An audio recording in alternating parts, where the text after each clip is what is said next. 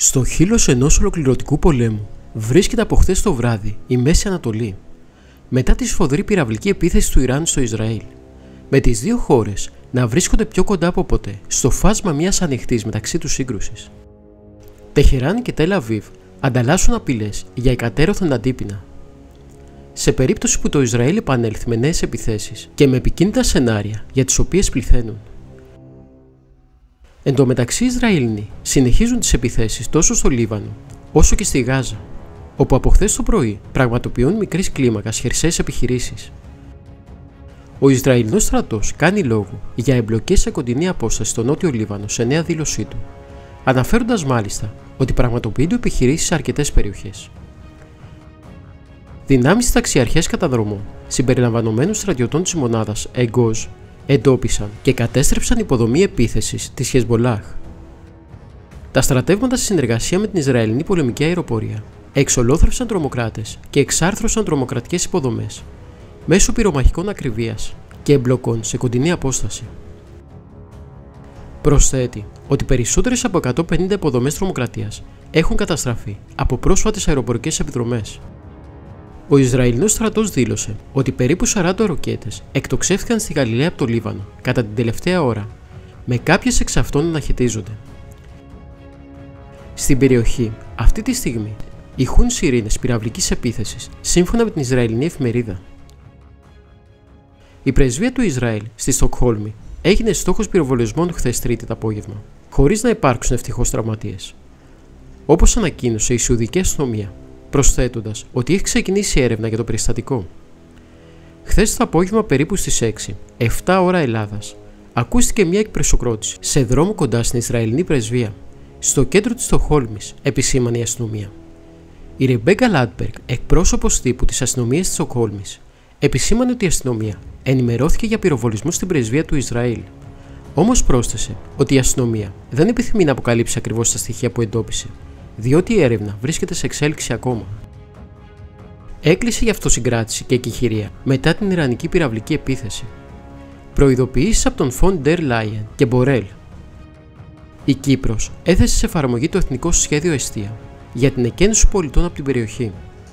Καταδικάζει η Κομισιόν τη χθεσινή Ιρανική πυραυλική επίθεση στο Ισραήλ, ενώ ζητά κατάπαυση του πυρός στη συνοριακή γραμμή του Λιβάνου, αλλά και της Γάζας, καθώς και απελευθέρωση των Ισραηλινών ομήρων. Αργά χθες το βράδυ, ο επικεφαλής της Ευρωπαϊκής Διπλωματίας απίφθινε έκκληση προς όλες τις πλευρές για μέγιστη αυτοσυγκράτηση. Σε ανακοίνωση της πρόεδρος της Κομισιόν, πριν από λίγη ώρα, αναφέρει ότι τέτοιες ενέργειες απειλούν την περιφερειακή σταθερότητα και κλιμακώνουν τις εντάσεις σε μια ήδη εξαιρετικά έθραυστη κατάσταση. Η Ούρσουλα Φον Ντερ Λάιεν απευθύνει έκκληση σε όλες τις πλευρές να προστατεύσουν τη ζωή αθώων πολιτών και προσθέτει ότι η Ευρωπαϊκή Ένωση συνεχίζει να απευθύνει έκκληση για κατάπαυση του πυρός πέρα από τα σύνορα με το Λίβανο και τη Γάζα και για την απελευθέρωση όλων των ομήρων που κρατούνται εδώ και σχεδόν ένα χρόνο. Χθες αργά το βράδυ, έκκληση για μέγιστη αυτοσυγκράτηση απίφθινε και ο επικεφαλής της Ευρωπαϊκής Διπλωματίας με φόντο την Ιρανική επίθεση με πυράβλους του Ισραήλ, κάνοντας λόγο για επικίνδυνο κύκλο επιθέσεων και ανεξέλεκτη κλιμάκωση στην περιοχή. Σε ανακοίνωσή του, ο Ζωζέ Μπορέλ τόνισε πως για άλλη μια φορά ένας επικίνδυνος κύκλος επιθέσεων και αντιπίνων κινδυνεύει να τροφοδοτήσει μια ανεξέλεγκτη περιφερειακή κλιμάκωση που δεν είναι προς το συμφέρον κανενός.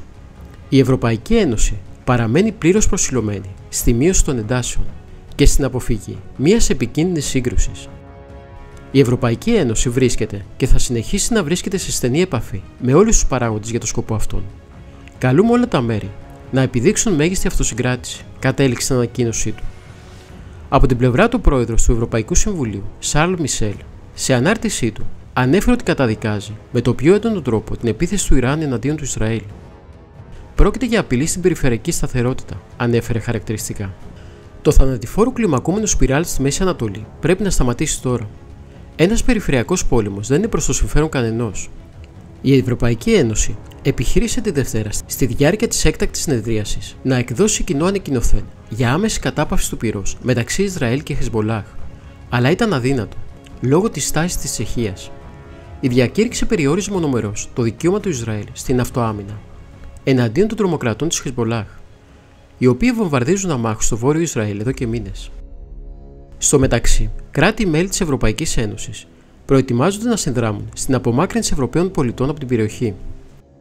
Ο κύριος Λετιμπιώτης ανακοίνωσε πως παρακολουθούμε την κατάσταση όπως αυτή εξελίσσεται, με πλήρη ετοιμότητα για στήριξη επιχειρήσεων εκένωσης πολιτών, αναλόγως των εξελίξεων, ειδικά σε περίπτωση που επηρεαστεί η λειτουργία ανοιχτών δομών αναχώρησης σε επηρεαζόμενες χώρες. Αυτή τη στιγμή, Τεχεράνη και Τελαβίβ ανταλλάσσουν απειλές για κατέρωθεν αντίπεινα. Σε περίπτωση που το Ισραήλ επανέλθει με νέες επιθέσεις, τα σενάρια για τις οποίες πληθαίνουν λεπτό προς λεπτό. Η Χεσμπολάχ ανέλαβε την ευθύνη για την επίθεση εναντίον των Ισραηλινών στρατιωτών. Δεκάδες νεκροί στη λωρίδα της Γάζας χθες το βράδυ και σήμερα, σύμφωνα με το Al Jazeera.